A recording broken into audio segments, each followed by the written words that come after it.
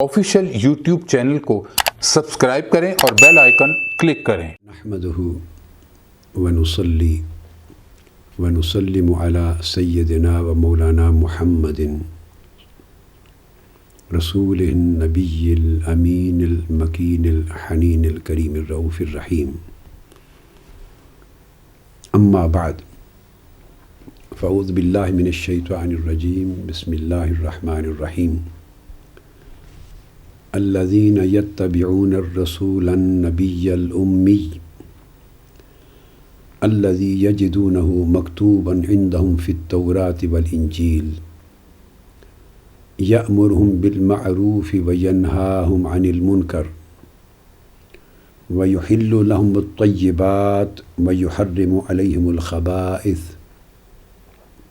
ويدع عنهم إصرهم والأغلال التي كانت عليهم، فالذين آمنوا به وعزروه ونصروه واتبعوا النور الذي أنزل معه أولئك هم المفلحون۔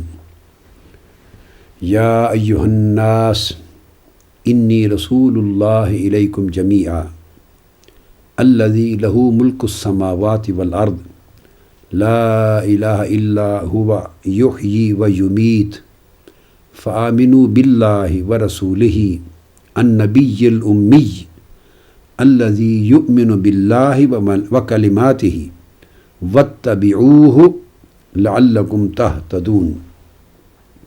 صدق الله مولانا العظيم۔ معزز حاضرین اور سامعین و ناظرین، الحمدللہ تعالی مقام رسالت اور حجیت حدیث و سنت کے ایک طویل سلسلہ وار موضوع کے ذیل میں ہم نے اپنی پچھلی نشست حدیث اور سنت نبوی صلی اللہ علیہ وآلہ وسلم کی تشریحی حیثیت، حضور علیہ السلام کی حدیث کی جو انٹرپریٹیو کیپیسٹی ہے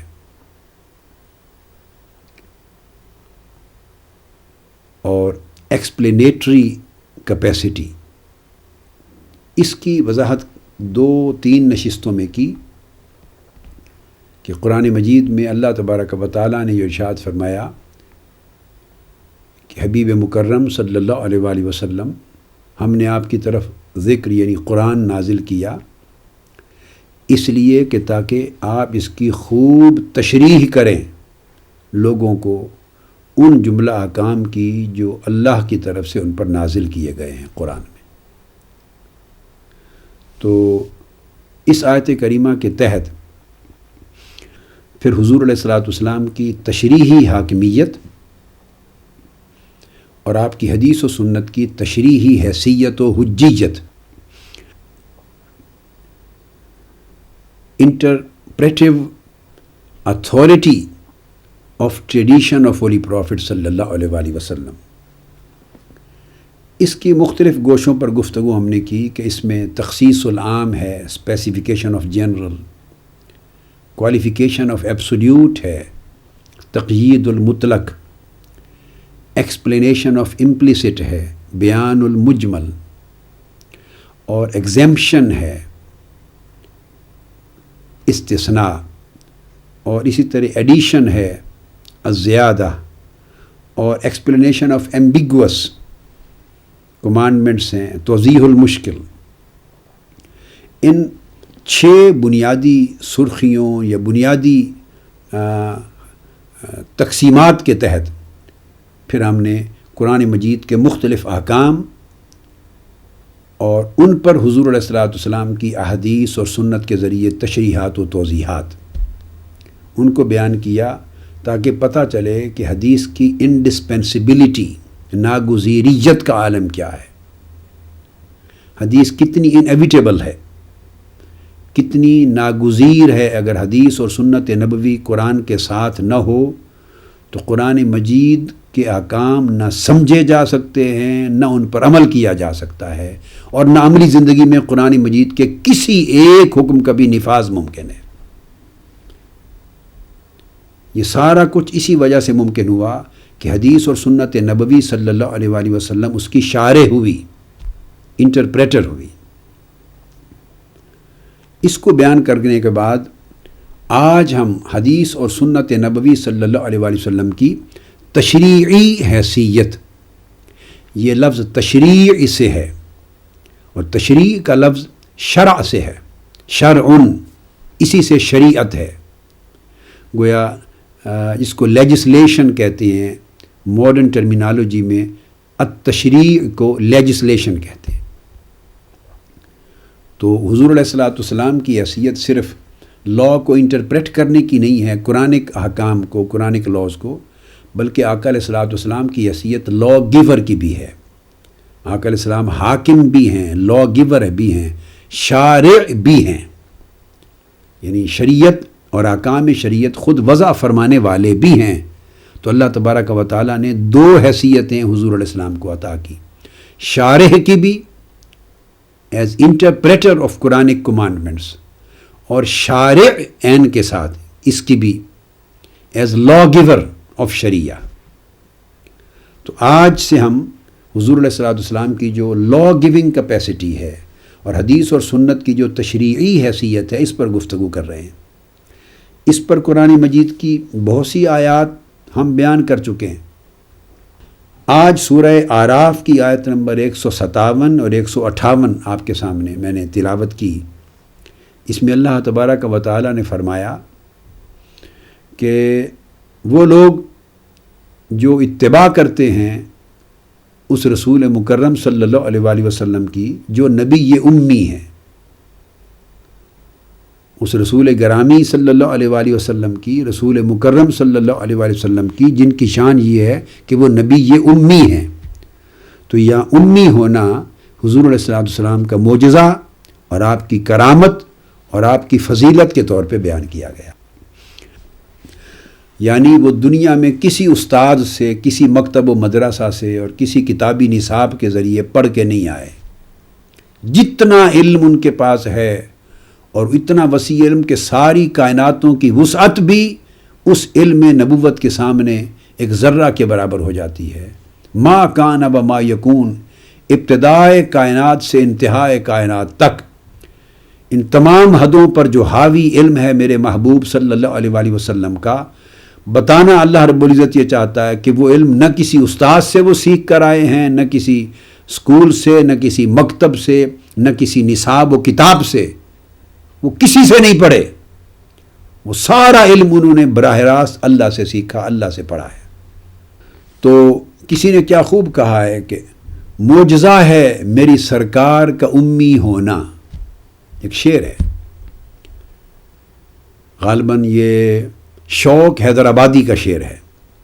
معجزہ ہے میری سرکار کا امی ہونا، آپ پڑھنے نہیں آئے ہیں پڑھانے آئے۔ معجزہ ہے میری سرکار کا امی ہونا، آپ پڑھنے نہیں آئے ہیں پڑھانے آئے۔ اس لیے امی ٹھہرے کہ اگر پڑھنے آئے ہوتے تو امی نہ ہوتے۔ آپ پڑھنے کہاں آئے ہیں؟ آقا علیہ السلام تو پوری کائنات کو پڑھانے آئے ہیں۔ تو امی کا مطلب یہ ہوا جو دنیا میں آ کے کسی سے پڑھا نہیں بلکہ اس نے ہر کسی کو پڑھایا ہے، اور پڑھ کر صرف اللہ سے آیا ہے۔ تو وہ رسول ہیں۔ تو گویا اس میں آقا علیہ الصلوۃ والسلام کی جو جامعیت علمی ہے اس کی طرف اشارہ ہے۔ رسول بھی ہیں، نبی بھی ہیں، کیونکہ نبی کا معنی ہی اللہ رب العزت کی طرف سے تمام غیبوں کی خبر رکھنا اور غیب کی خبر دینا ہے۔ تو وہ نبی امی جو اللہ کی طرف سے سارے علوم پاتا ہے، اس رسول و نبی کی پیروی جو لوگ کرتے ہیں، پھر آگے بیان کیا یہ مقام رسالت کا تذکرہ اس آیت کریمہ میں آ رہا ہے، اور اسی کے وسط میں پھر آگے وہ مضمون حدیث اور سنت نبوی کی تشریعی حیثیت کا، لیجسلیٹو کیپیسٹی کا، اسی کے اندر ہے۔ تو مضمون پورا مقام رسالت کا ہے جو ہمارے سبجیکٹ کا پہلا حصہ ہے۔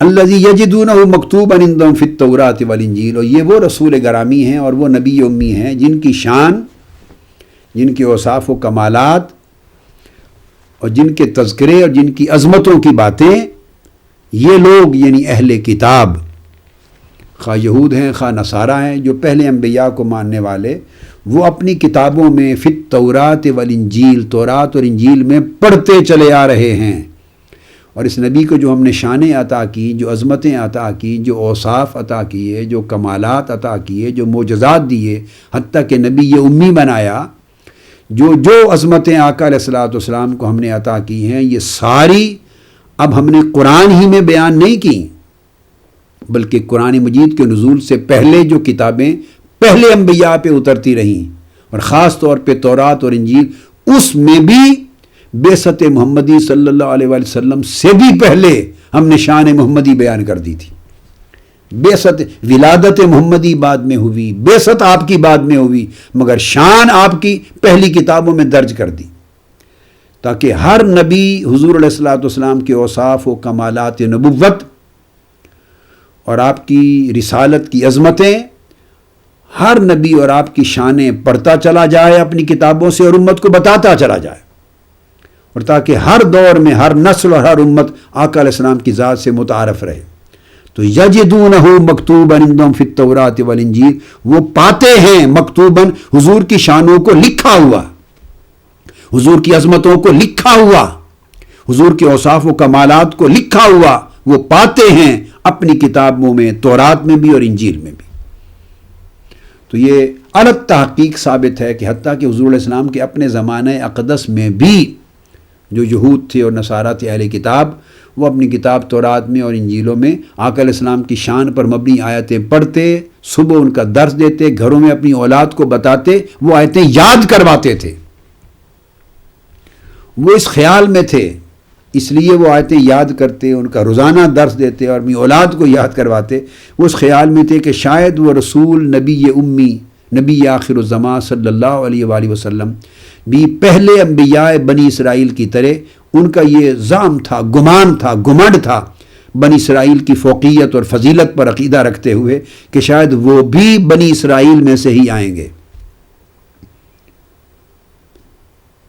اولاد اسحاق و یعقوب میں سے، بنی اسرائیل میں سے آئیں گے، جیسے حضرت موسیٰ علیہ السلام، حضرت سلیمان علیہ السلام، داؤد علیہ السلام، حضرت یحییٰ علیہ السلام، زکریا علیہ السلام، حضرت عیسیٰ علیہ السلام بھی بنی اسرائیل میں سے تھے۔ تو ان کا خیال تھا چونکہ وہ ہماری ہی قوم میں سے آئیں گے، بنی اسرائیل سے، اس لیے ان کے لیے سرمایہ فخر تھا، اور اس فخر کو مینٹین کرنے کے لیے اپنی آقا علیہ السلام کی بعثت اور آمد سے پہلے ہی اپنی بچوں کو، نسلوں کو وہ آیتیں یاد کراتے تھے جو تورات اور انجیل میں تھیں، جس میں آقا علیہ السلام کی آمد اور ان کی شانوں کا تذکرہ تھا۔ اور ان کا انکار تو آقا علیہ السلام کی بعثت کے بعد ان کے حسد اور عداوت کا سبب بن گیا۔ حسد اور عداوت کی بنیاد پر وہ انکار کر بیٹھے کہ جب آقا علیہ السلام کی ولادت ہوئی تو آپ وہ ساری علامتیں جو وہ کتابوں میں پڑھتے تھے وہ حضور علیہ السلام پر سچی ثابت ہوئی۔ آقا علیہ السلام کی ولادت کا ذکر تھا، شہر مکہ کا ذکر تھا، حضور علیہ السلام کی ہجرت کا ذکر تھا، آپ کے معجزات کا ذکر تھا، آپ کے اوصاف و کمالات کا ذکر تھا، آپ کے اخلاق حمیدہ کا ذکر تھا، شہر مدینہ یثرب میں ہجرت کرنے کا ذکر تھا۔ ساری خوبیاں جو انہوں نے پڑھی تھی، وہ ساری نشانیاں حضور علیہ السلام میں پوری ہوتی تھی۔ اب اس کا تو وہ انکار نہیں کر سکتے تھے، کیونکہ جو کچھ تورات و انجیل میں لکھا تھا، ایک ایک نشانی آقا علیہ السلام پر صحیح ثابت ہو رہی تھی اور صادق تھی، مصداق کامل تھے۔ مگر حسد کی بنیاد یہ بنی کہ ولادت آقا علیہ السلام کی جب ہوئی تو حضور بنی اسرائیل میں سے نہیں آئے بلکہ بنی اسماعیل میں سے آئے۔ ابراہیم علیہ السلام کے دو صاحبزادے تھے، حضرت اسحاق اور حضرت اسماعیل۔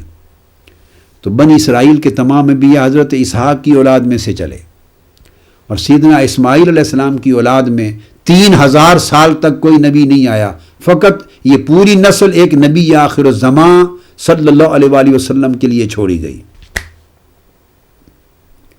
جب وہ بنی اسرائیل سے نہیں آئے اور بنی اسماعیل میں سے آ گئے تو یہ چیز ان کے لیے بہت بڑا سیٹ بیک تھا، اس کی وجہ سے وہ منکر ہو گئے۔ تو قرآن مجید نے کہا کہ وہ تذکرہ حضور علیہ السلام کی شانوں کا اپنی کتابوں میں پڑھتے ہیں، تو آقا علیہ السلام رسول بھی ہوئے اس آیت میں، النبی بھی بیان ہوا، الامی بھی بیان ہوا، اور پھر الموصوف فی الصحف، آقا علیہ السلام کو وہ جو الصحف متقدمہ جو پہلے کے صحیفے تھے اور کتابیں تھیں فی الکتب المتقدمہ، ان میں آقا علیہ السلام موصوف، ان میں وصف آئے۔ پھر قرآن بیان کرتا ہے حضور علیہ السلام کی شان میں آگے مقام رسالت میں یأمرہم بالمعروف وینہاہم عن المنکر، اور پھر رسول کی شان اور مقام یہ ہے کہ جو معروف کا امر دیتے ہیں، یہ رسول امر بالمعروف کرتے ہیں اور نہی عن المنکر کرتے ہیں، اچھائی کا حکم دیتے ہیں اور برائی سے منع فرماتے ہیں۔ تو یہاں آقا علیہ السلام کو العامر اور الناہی، العامر بالمعروف اور الناہی عن المنکر، یہ سٹیٹس آقا علیہ السلام کی، یہ پوزیشن اور یہ مقام و منصب اور یہ مرتبہ بیان کیا گیا۔ یہ آقا علیہ السلام کا عامر بالمعروف اور ناہی عن المنکر ہونا، یہ حضور صلی اللہ علیہ وآلہ وسلم کی جو حدیث اور سنت کی تشریحی حیثیت ہے اور آپ کی شارح ہونے کی حیثیت ہے، وہ بھی اس کے اندر آپ سمجھ لیں کہ انکلوڈڈ ہے۔ آپ حکم بھی دیتے ہیں اچھائی کا، برائی سے منع بھی کرتے ہیں، اور تشریح کے اندر جو جو اسپیکٹ آ جاتے ہیں انٹرپریٹیشن آف قرآنک کمانڈمنٹس میں، وہ بھی امر بالمعروف نہیں عن المنکر کے ساتھ ریلیٹڈ ہیں۔ اب اس کے بعد وہ حیثیت حضور کی حدیث و سنت کی اور بطور رسول آپ کا مقام شارع یا آپ کا مقام شارعیت، حضور علیہ السلام کا لا گیور ہونا، آپ کی لا گیونگ اتھارٹی، اب اس کا ذکر آ رہا ہے۔ فرمایا وَيُحِلُّ لَهُمُ الطَّيِّبَاتِ وَيُحَرِّمُ عَلَيْهِمُ الْخَبَائِثَ، وہ پاکیزہ چیزیں ان کے لیے حلال بھی کرتے ہیں، گویا پاک چیزوں کو حلال کرنے کی اتھارٹی بھی رسول کو دی گئی۔ وَيُحَرِّمُ، ان دونوں فعلوں میں فاعل حضور علیہ السلام ہے، اور جو ناپاک چیزیں ہیں ان کو حرام بھی کرتے ہیں، گویا یا تحلیل و تحریم کا اختیار بھی آقا علیہ السلام کو دیا گیا۔ تو اس آیت کریمہ میں 4 اتھارٹیز اکٹھی بیان کی ہیں۔ ایک العامر، یہ حضور علیہ السلام کی اتھارٹی ہے کمانڈمنٹ کی، کہ کمانڈ کرتے ہیں آپ نیکی کے لیے۔ والناہی، تو حضور صلی اللہ علیہ وسلم کے حکم کے ذریعے ایبسٹین بھی کرتے ہیں، پروہیبٹ بھی کرتے ہیں برائی سے۔ اور دوسرا المحلل اور المحرم، آقا علیہ السلام کسی چیز کو جو پروہیبیشن ہے وہ نہ صرف کمیونیکیٹ کرتے ہیں بلکہ آپ کے حکم سے پروہیبیشن وجود میں آتی ہے، آپ محرم ہیں، جو ناجائز چیز ہے، ناپاک چیز ہے، اس کو حرام کرتے ہیں۔ اگر آپ اس سے منع کر دیں کہ خبردار یہ چیز منع ہے، بس آپ کے لفظ منع سے وہ چیز حرام ہو گئی۔ آقا علیہ السلام نے فرما دیا خبردار اس کے قریب نہ جانا، روک دیا، بس آپ کا خبردار قریب نہ جانا روک دینے سے وہ شے حرام ہو گئی۔ اگر سختی کے ساتھ روکا تو حرام ہو گئی، اگر سافٹنس اس کے روکنے میں ایک نرمی نصیحت کا انداز تھا تو وہ مکروہ ہو گئی، اور اگر ایک ایسا انداز تھا کہ نامناسب لگا تو پھر وہ چیز وہ مکروہ تنزیہی یا خلاف اولا کے درجے میں چل گئی۔ ڈیپینڈ کرتا ہے کہ کیسا لفظ استعمال کیا، ہر لفظ سے ایک حکم شریعت کو وجود مل گیا۔ یہی انداز قرآن کا بھی ہے۔ کبھی قرآن جزم کے ساتھ، تاکید کے ساتھ حکم دیتا ہے، کبھی قرآن ترغیب کا انداز اختیار کرتا ہے، کبھی ترہیب کا انداز اختیار کرتا ہے، کبھی حلال کہتا ہے کسی لفظ کو، کبھی حرام کہتا ہے، کبھی فرض کہتا ہے قرآن مجید، کبھی کسی چیز کے لیے حرام کرتا ہے، کبھی قرآن کسی چیز کو ناپسند کرتا ہے، کبھی پسند ترغیب کا انداز استعمال کرتا ہے۔ تو یہ اپنے اپنے اسلوب ہیں، ریکمنڈیشن دیتا ہے کہیں، تو کہیں اس کو ڈس لائکنگ کے انداز میں بیان کرتا ہے۔ تو اس طرح گریڈز بن جاتے ہیں احکام قرآنی کے، یہی اسلوب حدیث نبوی کا بھی ہے، گریڈز بن جاتے ہیں۔ تو فرمایا کہ یہ عامر اور ناہی بھی ہیں اور محلل اور محرم بھی ہیں۔ تو حضور علیہ السلام نے جس چیز کا فرمایا یہ کر لیا کرو، اور اس کا ذکر قرآن میں نہ تھا، تو حضور علیہ السلام چونکہ محلل لا گیور ہیں، سو حضور کے کرنے سے وہ حلال ہو گئی۔ فرمایا نہ کیا کرو، اب اس کی منع قرآن میں نہ تھی تو حضور کے منع کرنے سے وہ چیز حرام ہو گئی۔ اب کتنی بے شمار چیزیں ہیں جو حرام ہیں، ہم نہیں کھاتے، اور ان کا ذکر قرآن میں نہیں ہے۔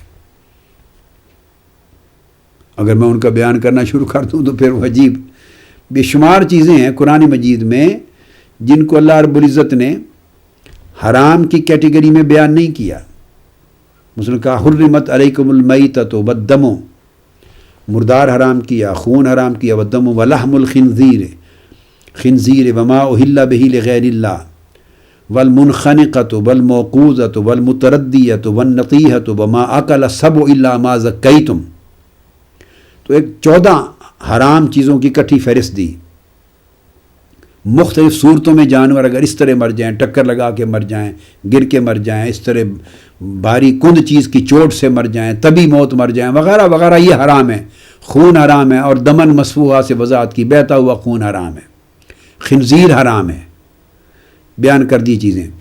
مگر قرآن مجید نے کسی فہرست میں کتا حرام ہے نہیں کہا کہ کتے کا گوشت کھانا حرام ہے، قرآن مجید نے نہیں کہا. اب جو لوگ خنزیر نہیں کھاتے وہ تو قرآنی حکم کے تحت نہیں کھاتے، اور اگر وہ لوگ کتا بھی نہیں کھاتے مسلمان ہیں تو سوال ہے کس قرآنی آیت کے تحت کتا حرام ہے ان کے لیے؟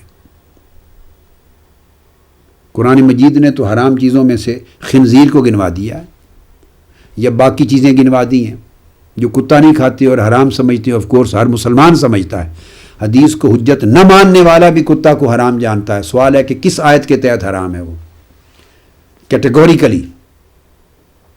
قرآن مجید نے تو گنوایا نہیں ہے. بلی نہیں کھاتے، چوہے نہیں کھاتے. قرآن نے کہاں لکھا ہے بلی بھی حرام ہے، چوہا بھی حرام ہے؟ تو پھر وہ سب کچھ کھایا کریں. جس کو قرآن نے حرام نہیں کہا وہ کھایا کریں. اگر قرآن ہی کافی ہے اور صرف قرآن اتھارٹی ہے لیجسلیشن میں، اور حدیث اور سنت نبوی اور حضور کے احکام دائماً ابد الآباد تک قرآن کی طرح حجت نہیں ہے، تو جن چیزوں کو قرآن نے حرام نہیں کہا وہ صرف حدیث میں ان کو حرام ہونے کا ذکر آیا ہے، وہ بے دھڑک کھایا کریں. اس سے نیا مذہب وجود میں آئے گا، مسلمانوں کی جان تو چھوٹے گی، مغالطہ تو دور ہوگا. یعنی میں آپ کو یہ بات سمجھا رہا ہوں کہ کتنی کنفیوزنگ لائف ہے اور کتنی کنفیوزنگ تھاٹ ہے. تو یہ آقا علیہ السلام کو یہ اتھارٹی دی گئی، اس طرح حلال ہے. اب قرآن مجید کو پڑھیے، جتنی بے شمار چیزیں ہم کھاتے ہیں حلال سمجھ کر، قرآن مجید میں کہیں ان کا ذکر ہے حلال کا؟ اتنا ہی کہہ دیا وَأُحِلَّ لَكُمُ الطَّيِّبَاتُ، پاک چیزیں تمہارے لیے حلال کر دی گئیں. اب اس کی کوئی وضاحت بھی تو ہونی چاہیے کہ پاک چیزوں میں کیا ہے. ہم کوک پیتے ہیں، کوک اس زمانے میں تھی نہیں، یہ ڈرنک ہے، یہ کیسے حلال ہوگی؟ قرآن نے تو نہیں کہا اس کو حلال. آپ پیپسی لیتے ہیں، آپ اسپرائٹ پیتے ہیں، آپ جوسز پیتے ہیں، ساری دنیا کے جوسز لیتے ہیں، یہ سب چیزیں، آپ لسی پیتے ہیں، طرح طرح کے مشروبات پیتے ہیں، روح افزا پیتے ہیں، اور کیا کیا شربت پیتے ہیں. یہ سب کچھ کیسے حلال ہو گیا؟ اگر حلال اور حرام صرف قرآن ہی سے لینا ہے تو قرآن میں تو نہیں ہے. نہ حلال کی تو فہرست ہی نہیں ہے، زیادہ تر حرام کی ایک فہرست دی ہے مختصر سی. جو چیزیں چند ایک حرام کر دی وہ حرام، بقایا جو ہے وہ تمہارے لیے حلال ہے. اب اس کی تفسیر آقا علیہ السلام نے کی ہے. طرح طرح کے مشروبات آقا علیہ السلام نے پیے اور ایک اصول وضع کر دیا حدیث نبوی سے کہ یہ چیزیں اس طرح حلال ہوتی ہیں. اور رہ گئے حرام. حرام کی فہرست قرآن نے دی ہے. قرآن نے جو کچھ حرام تھا اس کا بیان کر دیا، جو اللہ نے حرام کیا تھا وہ بیان کر دیا، اور جو اس کے علاوہ وہ حلال ہے. تو سوال ہے کہ اس کا مطلب ہے کہ جو اللہ نے بطور حرام بیان نہیں کیا وہ حلال ہے. تو اب تو کتا بھی نہیں آیا اس لسٹ میں، حرام کی لسٹ میں. بلی اس حرام کی لسٹ میں نہیں آئی، چوہا حرام کی لسٹ میں نہیں آیا، گدھا حرام کی لسٹ میں نہیں آیا. اب تو حرام ہے. اس طرح کی بے شمار چیزیں ہیں. شیر اس لسٹ میں نہیں آیا، چیتا ہے، بھیڑیا ہے. پھر آپ گنتی چلے جائیں، آپ زو میں چلے جائیں اور دیکھیں دنیا میں کتنے جانور ہیں جو حرام کی لسٹ میں نہیں آئے. پھر کس چیز نے، کس اتھارٹی نے ان کو حرام کیا؟ وہ اتھارٹی صرف حدیث نبوی اور سنت محمدی صلی اللہ علیہ وآلہ وسلم ہے. تو یہ قرآن مجید کے فرمان کا مطلب یہ تھا کہ یہ تو اللہ نے معروف جس کو جائز قرار دیا، رسول اس کا حکم دیتا ہے. اللہ نے جس کو برائی قرار دیا، رسول اس سے منع فرماتا ہے. ایک اتھارٹی یہ عامر و ناہی کی اتھارٹی بھی ہے اور شارح کی اتھارٹی بھی ہے. اور دوسرا، رسول کو خود بھی اتھارٹی دی ہے کہ جو جو چیزیں پاک ہیں وہ رسول سے بہتر کون سمجھ سکتا ہے کہ یہ طیبات ہیں. یحل لہم الطیبات، رسول کے ذہن سے، رسول کے فکر سے، رسول کے کانشنس سے، رسول کے اجتہاد سے، رسول کی رائے سے، رسول کی بصیرت سے زیادہ بہتر کس کی رائے اور بصیرت ہے؟ اس سے بہتر کون جان سکتا ہے؟ تو جن جن چیز کو آقا علیہ السلام نے طیبات پاکیزہ سمجھا اور کہہ دیا یہ حلال ہے کھایا کرو، تو جس طرح رسول نے لفظ حلال بولا وہ شے اسی طرح حلال ہو گئی جیسے قرآن نے حلال کہہ کر حلال کر دیا، کہ جیسے رسول نے جو حرام کیا وہ اسی طرح حرام ہے جس طرح اللہ نے حرام کیا، جو رسول صلی اللہ علیہ وسلم نے حرام کیا اس کا درجہ اسی طرح ہے جس طرح اللہ نے حرام کیا۔ لیکن میں چونکہ قرآن مجید سے اتھارٹی لے رہا ہوں تو یہاں آ گیا وہ یحل، قرآن نے اللہ رب العزت نے فعل تحلیل حلال کرنے کے فعل کی نسبت اس کا فاعل حضور کو بنایا، اور حرام کرنے کا جو فعل ہے اس کا فاعل بھی رسول کو بنایا، کہ اس رسول کو حلال کرنے کی بھی اتھارٹی ہے اور حرام ڈکلیئر کرنے کی بھی اتھارٹی ہے، وہی جو اتھارٹی قرآن میں ہے۔ اور اس کے بعد پھر آگے اس کی ہم تفسیر کریں گے آگے۔ اس کے بعد ارشاد فرمایا وَيَادَعُ عَنْهُمْ مِصْرَهُمْ وَالْأَغْلَالَ الَّتِي كَانَتْ عَلَيْهِمْ، پھر تمہارے وہ سارے بوجھ جن میں تم دبے پڑے تھے اور وہ سارے زنجیر جن میں تم جکڑے ہوئے تھے پابندیوں کے، تمہارے پرانے احکام شریعتوں کے یا تمہارے اپنے وضع کردہ جو گھڑ لیے گئے تھے، یہ رسول تمہیں ان سے آزادی دینے آیا ہے، لبریٹ کرنے آیا ہے، ایک آزادی کی زندگی دینا، لبریشن دینے آیا ہے تمہیں۔ فَالَّذِينَ آمَنُوا بِهِ، پس جو لوگ اس رسول پر ایمان لائیں گے ان شانوں کے ساتھ، آمنوا بہی سے پہلے یہ شان بیان اس لیے کی تاکہ ایمان کا معنی کلیئر ہو جائے، ایمان لانے کا مفہوم اور مراد کلیئر ہو جائے کہ اللہ کا منشا کیا ہے۔ یہ نہیں ہے کہ بس کہہ دیا ہم اللہ کے رسول پر ایمان لائے، نہیں، اس کا سبجیکٹ معلوم ہونا چاہیے، سکوپ معلوم ہونا چاہیے کہ اللہ کے رسول پر ایمان لائے کس حیثیت کے ساتھ، اللہ کے رسول کی کس کس شان پر ایمان لائے، اللہ کے رسول کی کس کس اتھارٹی پر ایمان لائے، اس کی نبوت اور رسالت کی کس کس کیپیسٹی پر ایمان لائے۔ یہ ہے ایمان کا معنی، یہ وجہ تھی کہ اوپر ساری تفصیلات بیان کی۔ ایمان لانا تب ہے کہ اللہ کے رسول کو عامر بھی مانا، ان کی کمانڈمنٹ پر بھی ایمان رکھا کہ he is a commander and he has an authority of commandment, he can give any commandment of معروف and he can abstain the people from any wrong thing. آپ کی دونوں اتھارٹی ہیں، عامر اور معروف، عامر اور ناہی۔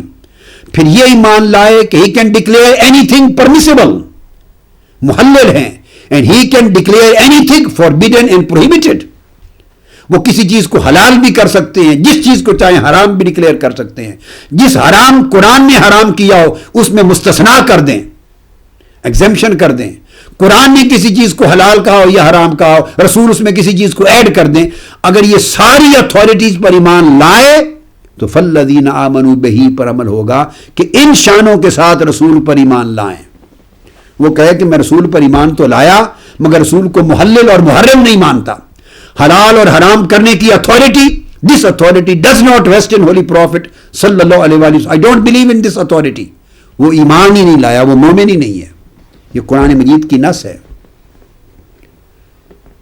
جب آپ کوئی کانسٹیٹیوشن لکھتے ہیں، لا کی کتاب ہوتی ہے، کوئی چیز ہوتی ہے، تو آپ اوپر سرٹن کلازز مینشن کرتے چلے آتے ہیں، اور کلازز مینشن کر کے بعد میں کہتے ہیں whosoever brings his belief faith in it in this in him، تو اس کی جو جو اتھارٹیز، جو جو شانیں، اس کی جو جو حیثیتیں اور کیپیسٹیز اوپر بیان ہوئی ہیں، وہ جب یہ کلاز آئے گی کہ جو اس میں ایمان رکھے، وہ ساری کی ساری کلازز اس کے اندر انکلوڈ ہو جائیں گی۔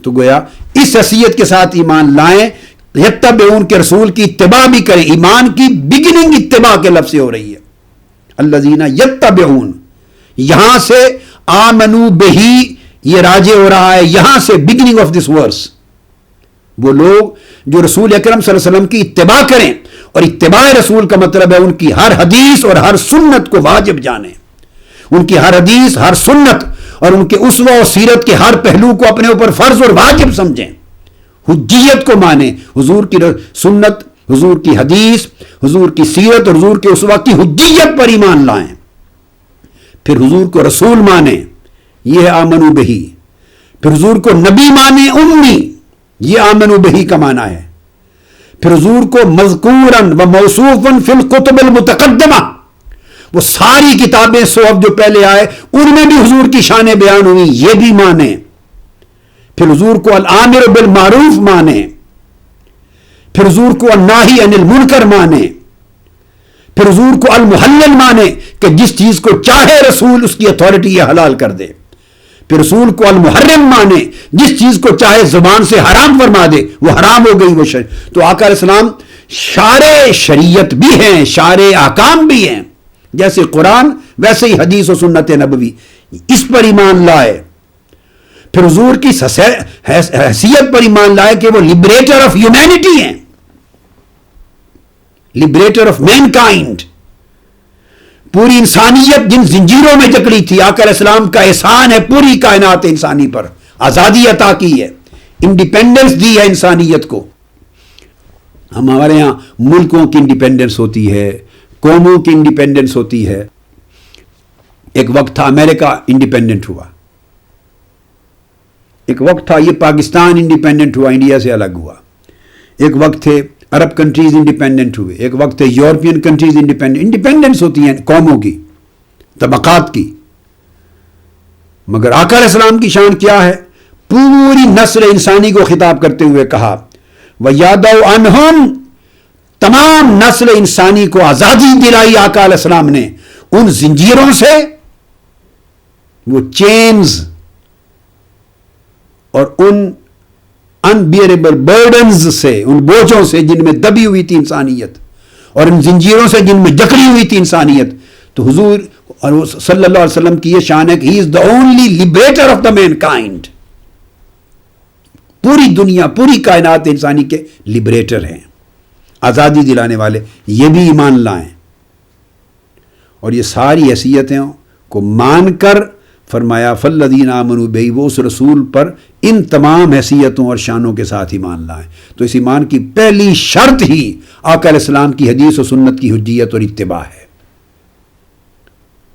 پھر آپ کی رسالت پر ایمان، پھر آپ کی نبوت پر ایمان، پھر آپ کی امیت پر ایمان، پھر آپ کی موصوفیت پر ایمان پرانی کتب کے اندر، پھر آپ کی آمریت، عامر ہونے پر ایمان. یہ منفی معنی میں نہیں ہے، بالمعروف کا لفظ آ گیا نا، ڈکٹیٹوریل معنی میں نہیں ہے، ڈکٹیٹرشپ کے معنی میں نہیں، معاذ اللہ.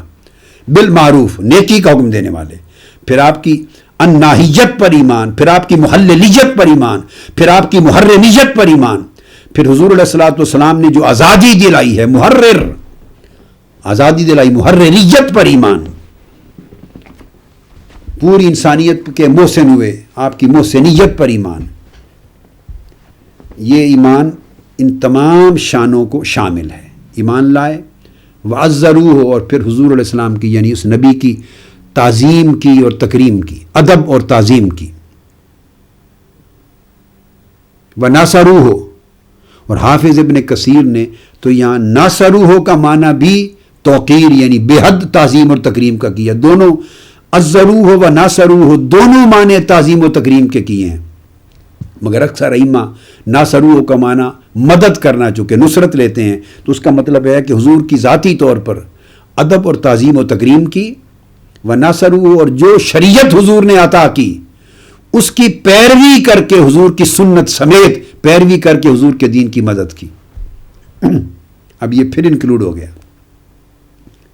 حضور کی ان ساری شانوں پر ایمان لائے اور حضور اسلام کی ذات اقدس کی تعظیم اور تکریم اور ادب کی حد درجہ، حد سے بڑھ کر. وناصروہ، اور آقا علیہ السلام کے ہر حکم کی اطاعت کی، تعمیل کی، حدیث کی، سنت کی، شریعت کی، قرآن کی، ہدایت محمدی کی پیروی کی اور اس کی مدد کی، اقامت کی اس کی. اور پھر واتبعوا النور الذی انزل معہ، اور پھر اس نور کی پیروی کی جو وہ ساتھ لائے. جو نور حضور ساتھ لائے ہیں وہ کون سا ہے؟ اللہ نے ہر جگہ اس نور کو دو معنوں میں بیان کیا.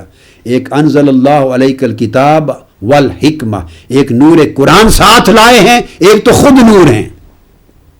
قد جاءکم من اللہ نور و کتاب مبین، خود نور بن کر آئے ہیں. آپ کا وجود بھی نور ہے اور آپ کے وجود سے منبع نور بھی ہدایت کا نکل رہا ہے. پھر دو نور ساتھ لائے ہیں. پھر نور کتاب، نور قرآن لائے ہیں، اس کی پیروی کرے. پھر نور حکمت و سنت لائے ہیں، نور حدیث لائے ہیں، اس کی بھی پیروی کرے. فرمایا اگر تمام ان شرائط کے ساتھ حضور کے بنے تو اولئک هم المفلحون، اللہ ان کو فلاح دے گا اور کامیابی دے گا، ورنہ ہلاکت اور تباہی ہے. اور دوسری آیت میں پھر ارشاد فرمایا قل یا ایھا الناس. اب میں جو زور دے رہا تھا کہ آقا علیہ السلام لبریٹر آف مین کائنڈ ہیں، یہ پوری انسانیت کو خطاب کیا ہے. اب یہاں یہ اس آیت کریمہ نے متصل ایک ہی مضمون ہے تصریح کر دی. قل یا ایھا الناس، کہہ دیجئے اے نسل بنی آدم، اے کائنات انسانی. یہاں مین کائنڈ کو، ہیومن کائنڈ کو ایڈریس کیا ہے، ہیومن کائنڈ کو. انی رسول اللہ الیکم جمیعا، میں تم سب کی طرف آیا ہوں اللہ کا رسول بن کر. اب ہماری طرف بھی حضور اللہ کے رسول ہیں آج بھی، اور ہمارے لاکھوں برس بعد جو قومیں آئیں گی یہ خطاب ان کو بھی ہو رہا ہوگا. انی رسول اللہ علیکم، حضور فرما رہے ہوں گے میں آج سے لاکھوں برس بعد کے انسانوں، میں تم سب کی طرف رسول بن کے آیا ہوں. ابو بکر، عمر، عثمان و علی رضوان اللہ تعالی علیہ مجمعین، میں تم سب کی طرف رسول بن کے آیا ہوں. اے حبشہ کے رہنے والوں، تم سب کی طرف رسول بن کے آیا ہوں. اے شرق و غرب کی طرف رہنے والوں، تم سب کی طرف رسول بن کے آیا ہوں. اے شمال اور جنوب کے کناروں پر رہنے والوں، تم سب کی طرف رسول بن کے آیا ہوں. 15 صدیاں بعد کے زمانے میں جینے والوں، تم سب کی طرف اللہ کا رسول بن کے آیا ہوں. لاکھوں برس بعد آنے والی نسلوں، میں تم سب کی طرف رسول بن کے آیا ہوں. قل یا ایھا الناس، جب تک انسان کہلاتا رہے گا اور وہ انسان ہوگا اور اسے نسل انسانی کہا جائے گا، جب تک ہیومن کائنڈ ہوگی تو آقا علیہ السلام کی رسالت ساری ہیومن کائنڈ کے لیے تسلسل کے ساتھ چلے گی. جب حضور کی رسالت پوری ہیومن کائنڈ کے لیے مسلسل ہے اور جمیعہ کہہ کر پھر وہ کامل اور شامل ہے، کمپریہنسو ہے، آل امبریسنگ ہے. کوئی طبقہ نسل انسانی اور کوئی زمانہ نسل انسانی اور کوئی صدی اور کوئی دور نسل انسانی کا جمیعہ جب کہہ دیا تو جمیعہ کے دائرے سے خارج نہیں ہو سکتا. تو جب آقا علیہ السلام کائنات جب تک ہے سب کے لیے، جب حضور رسول ہیں تو حضور جب سب کے لیے رسول ہیں تو سب کے لیے الذین یتبعون کا حکم واجب ہے. سارے حضور کی اتباع کے پابند ہیں، سارے حضور کے اسوہ و سیرت اور سنت و حدیث کے پابند ہیں. جب تک رسالت ہے، سنیے، جب تک انسانیت ہے، جب تک کائنات ہے حضور کی رسالت ہے. پھر کائنات تو ختم ہو جائے گی، حضور کی رسالت قیامت کے دن بھی ہوگی. حیات انسانی کا دور ختم ہو جائے گا، حضور کی رسالت ختم نہیں ہوگی. آقا نے فرمایا وَبِيَدِي لِوَاءُ الْحَمْدِ وَبِلِوَاءُ الْحَمْدِ بِيَدِي، اللہ کی حمد کا جھنڈا میرے نیچے ہوگا. اور حضرت آدم سے لے کے حضرت عیسیٰ تک بھی حضور کے جھنڈے کے نیچے ہوں گے. ہر کوئی بالآخر حضور کا دروازہ کھٹکھٹائے گا شفاعت کے لیے، اور آپ فرمائیں گے انا لہا انا لہا انا لہا. ہر نبی کہے گا اذهبوا الى غیری، اذهبوا الى غیری، اگلے دروازے پر جاؤ، آج کسی اور کی طرف جاؤ. جب در مصطفیٰ پر آئیں گے فرمائیں گے انا لہا، ہاں آج کے دن میرا ہی دروازہ تمہارے کام آئے گا، میں اس کام کے لیے ہوں. تو قیامت کے دن بھی حضور کی رسالت کا جھنڈا لہرا رہا ہوگا، شفاعت مصطفیٰ کا جھنڈا، شفاعت عظمیٰ، شفاعت کبریٰ کا لہرا رہا ہوگا. عرش پر اللہ رب العزت اپنی کرسی کے ساتھ حضور کو شرف دینے کے لیے کرسی رکھوائے گا، کرسی محمد صلی اللہ علیہ وآلہ وسلم. محبوب یہاں بیٹھو. آپ تعمیل ارشاد میں بیٹھ کے پھر کھڑے ہو جائیں گے ادب الوہیت میں. فرمائیں گے، اللہ تعالیٰ فرمائے گا محبوب بولیے کیا چاہتے ہیں، کیا چاہتے ہیں محبوب؟ عرض کریں گے باری تعالیٰ حساب جلد شروع کر، لوگ تنگ ہیں، حساب ہو جائے گا. اور پھر شفاعت حضور فرماتے جائیں گے، بخشش ہوگی. پھر دور قیامت ختم ہو جائے گا، شفاعت رسول کے تحت دخول جنت ہوگی. جنت کے میں بتا رہا ہوں کس طرح رسول رہیں گے. آقا علیہ الصلوۃ والسلام، آپ کی حکومت رہے گی، آپ کی حاکمیت رہے گی، آپ کی رسالت رہے گی، آپ کے ہر حکم کی حجیت چلے گی. اب قیامت کا دور بھی ختم ہو جائے گا. تھرو آؤٹ آقا کی شفاعت کا ڈنکا بج رہا ہے. کبھی آقا علیہ السلام میزان پر کھڑے شفاعت فرما رہے ہیں، کبھی صراط پر شفاعت ہو رہی ہے، کبھی مقام حساب پر شفاعت ہو رہی ہے، کبھی عرش الہی پر مقام محمود سے شفاعت فرما رہے ہیں. حتیٰ کہ جب جنت قیامت کا وقت بھی ختم ہو جائے گا 50,000 سال، اب دخول جنت ہوگی. جب جنت میں داخلے کا وقت آئے گا اس پر بھی جنت کے ملائکہ بھی، حتیٰ کہ مسند امام احمد بن حنبل میں حدیث امام احمد بن حنبل روایت کرتے ہیں، خود اللہ رب العزت حضور کا استقبال فرمائے گا اپنی شان کے لائق. اللہ رب العزت جبار خود قیامت کے بعد دروازہ جنت پہ میرا استقبال فرمائے گا. کیسے؟ اس پر مومن بات نہیں کر سکتا. جیسے اس کی شان اسی طرح استقبال کرے گا جیسے وہ عرش کے دن اپنی کرسی پر نزول اجلال فرمائے گا. حیات نہیں متعین کر سکتے، اس کی جیسے شان ہے، نہ اس کی کرسی ہماری کرسی جیسی، نہ اس کا کرسی پر بیٹھنا ہمارے بیٹھنے جیسا. تشبیہ نہیں ہے. اسی طرح وہ محبوب کو کیسے استقبال کرتا ہے وہ جانتا ہے یا اس کے محبوب جانتے ہیں؟ جیسے ہر جمعہ کے دن اہل جنت کو اپنا دیدار کرائے گا، کرسی پر بیٹھے گا، تو جس طرح ان اللہ کے معاملات اور آپ اس کے احکام اور اس کی شانوں کا انکار نہیں ہے، اس طرح استقبال مصطفیٰ کا بھی انکار نہیں ہے۔ وہ تو مومنوں کا بھی کرے گا ایک عام استقبال۔ جب اہل جنت جب جائیں گے جنت میں اہل جنت، تو اچانک انہیں آواز آئے گی السلام علیکم، تم پر سلام ہو، سلام کی آواز آئے گی۔ وہ سارے ایک میٹھی پیاری آواز سن کر اوپر دیکھیں گے کہ کس نے ہم میں سلام کیا ہے۔ جب سر اٹھائیں گے تو نور جلوہ گر ہوگا، سوچیں گے یہ نور کیا ہے؟ آواز انا ربکم، میں تمہارا رب ہوں۔ تو وہ تو یہ اپنے مومنوں اہل ایمان کو بھی استقبال کرے گا، مگر وہ استقبال عام ہوگا۔ میں اس لیے کہہ رہا ہوں کہ بعض لوگوں کو ہر بات سمجھ میں آ جاتی ہے، جب شان مصطفیٰ کی بات آتی ہے تو وہاں ان کی سمجھ کی کھڑکی بند ہو جاتی ہے، ہر بات کی سمجھ آتی رہتی ہے۔ مومنوں کا استقبال ہوگا، سلام ہوگا، سب سمجھ آتی، جب شان مصطفیٰ کا پہلو آتا ہے تو سمجھ اور فہم کی کھڑکی بند ہو جاتی، کیونکہ وہاں کچھ ان کو مشکلات پیدا ہو جاتی ہیں طبیعت میں۔ تو یہ اللہ رب العزت کو استقبال کریں گے مومنوں کا، تو اسی طرح وہ استقبال عام ہے اور یہ استقبال خاص ہے۔ تو یہ اس لیے ہوگا کہ آقا علیہ السلام کی رسالت کا وہ جو دور ہے اور حاکمیت کا دور ہے، محبوبیت کا دور ہے، شافعیت کا دور ہے آقا علیہ السلام کا، وہ چل رہا ہے۔ پھر جنت کے اندر بھی درجے ہوں گے، وہاں بھی جنت میں بھی حضور کی شفاعت چلے گی۔ جو لوگ اپنے اعمال کے حساب سے اپنے اپنے مقامات پر درجات پہ ٹھہرا دیے جائیں گے، ایک شفاعت محمدی کی قسم یہ بھی ہے، اور ہر امام حدیث اور امام تفسیر نے بالاتفاق لکھا ہے، ہر امام حدیث اور امام تفسیر نے بالاتفاق لکھا ہے۔ امام عسقلانی کو اٹھا لیجئے، قاضی ایاز کو اٹھا لیں، امام نووی کو اٹھا لیں، امام قسطلانی کو اٹھا لیں، جسے چاہیں اٹھا لیں، امام قرطبی کو اٹھا لیں، حافظ ابن کثیر کو اٹھا لیں، ہر ایک نے لکھا ہے۔